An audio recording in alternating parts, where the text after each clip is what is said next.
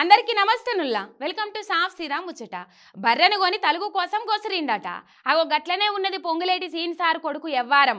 కోట్ల రూపాయలు పెట్టి బయటి దేశాలకెళ్ళి వాచీలు కొనుక్కుంటే పైసలు ఖర్చు కాలేదు కానీ దేశానికి పన్ను కట్టేటందుకు మాత్రం పైసలు ఖర్చు అవుతాయని దొంగదారిన వాచీలు కొనుకొచ్చుకుండ్రు. కస్టమ్స్ వాళ్ళకు దొరికి కష్టాల పాలైండ్రు. మంత్రి పొంగులేటి సీన్ సార్కు ఏం తక్కువ పోయింది? బిడ్డ పెళ్లికే 500 కోట్లు ఖర్చు పెట్టిందని మాట్లాడుకుండ్రు అప్పుడు ఖమ్మం పబ్లిక్. అసొంటి మనిషి 1-2 కోట్ల వాచీలు కొనుక్కొని కస్టమ్స్ పన్ను ఎగ్గొట్టిందంటే ఏమనుడు చెప్పుండ్రి.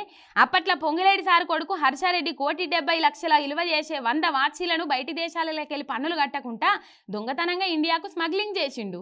ఆ సంగతి చెన్నై కస్టమ్స్ వాళ్ళకు తెలిసి మొన్నట్ల ఎంక్వైరీకి పిలిచిండ్రు. ఇక ఇవాళ మళ్ళీ హైదరాబాద్లో ఉన్న పొంగులేటి సారింటికి చెన్నై కస్టమ్స్ వాళ్ళు ఎంక్వైరీకి వచ్చిండ్రు. పొంగులేటి సారింట్లో ఉన్న వాచీల కథ ఏందో అరుచుకుందామని ఇల్లంతా ఎంకులాడిర్రట. ఏం తక్కువ 6 గంటల దాకా ఇల్లంతా జల్లడ పట్టిర్రట. మరి 100 కోట్లు పెట్టి వాచీలు కొనుక్కొని పైసలు ఉన్నాయి కానీ 5-10 లక్షల ట్యాక్స్ కట్టేదానికి సారదాన పైసలు ఏమన్నట్టున్నాయి. ఇక కోటీశ్వర్లు కూడా దేశానికి పన్నులు ఎగ్గొడితే ఏందన్నట్టు అని మస్తుగా కామెంట్లు చేస్తుర్రు ఈ సంగతి తెలిసినోళ్ళు.